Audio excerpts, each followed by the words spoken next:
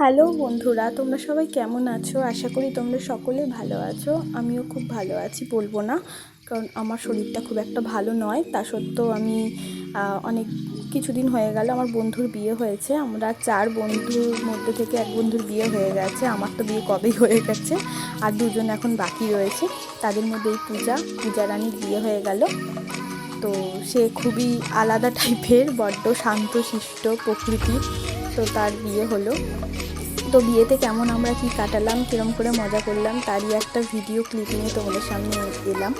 মন মেজাজ এমনি ভালো নেই, অনেক কিছু পরিস্থিতি আপ অ্যান্ড ডাউন হয়েছে আমার নিজের লাইফে। তো সব কিছুর সাথে থাকতে হবে, চলতে হবে, লাইফটাকে এগিয়ে নিয়ে যেতে হবে।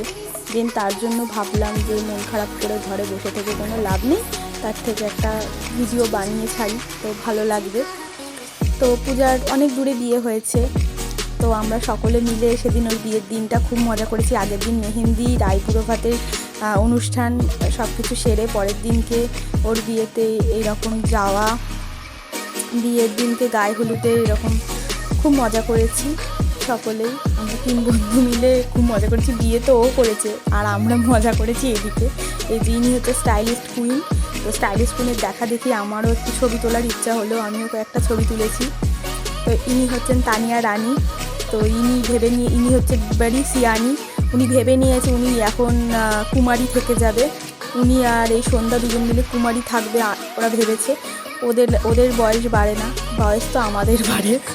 আমরা যেহেতু বিবাহিত, আমাদের বয়স বেড়ে যাচ্ছে, ওদের বয়স আর বাড়ছে না।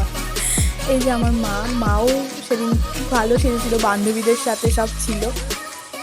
তো পূজা এখন মনে মনে বড্ড ভয়, বিয়ে হবে কি হবে না হবে, কেমন হবে, সব কিছু নিয়ে প্রচণ্ড টেনশনে রয়েছে। মুখটা দেখে বুঝতেই পারছো। তো ওদের কিছু রিচুয়ালস হচ্ছে।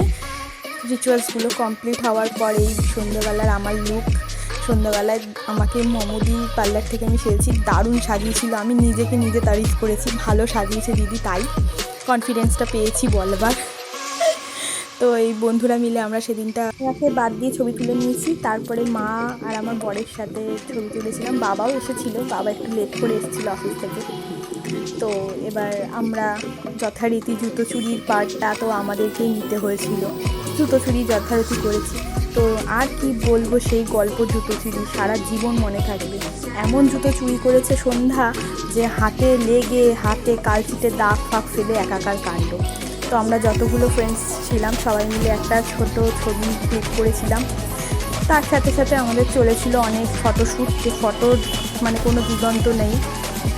এই যে মহারানী সারাটাক্ষণ ছবি তুলে গেছে। আমার ফোনে 3000টা ছবি থাকলে 2000টা ছবি এনারই শুধুমাত্র। তবে শুধু যে উনি ছবি তুলেছে তা নয়, উনি আবার আমার মা বাবা, তানিয়ার মা বাবা সবারই ছবি তুলে দিয়েছে। উনি কাউকেই বাদ রাখেনি, নিজেও ছবি তুলবে, আবার ছবি তুলতে তুলতে কথাও তাকে বলতে হবে।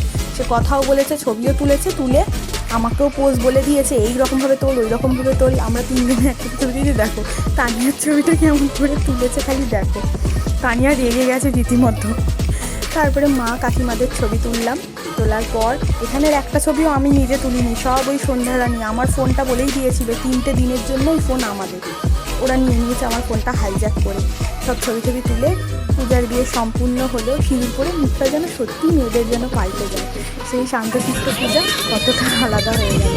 এই যে তার বিয়েতে যাওয়ার সময় সব নাচানাচি করতে করতে বাসে করে যাওয়া, বাস বেরিয়া অনেকটা দূর ওর বাড়ি। তো সেখানে যাওয়ার সময় খুব মজা হয়েছে।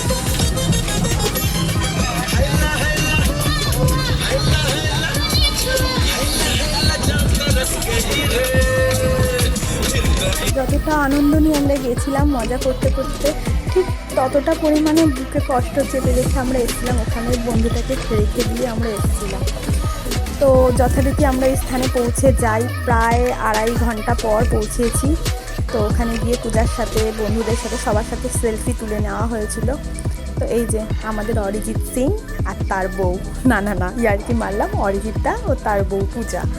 তো সন্ধ্যারানী সেদিন যায়নি, জানো তো, সন্ধ্যারানী যায়নি। সন্ধ্যারানী অন্য জায়গায় প্রোগ্রাম, অন্য জায়গায় আর কি ওর বিয়েবাড়ি ছিল, তো সেই বিয়েবাড়িতে গেছিলো।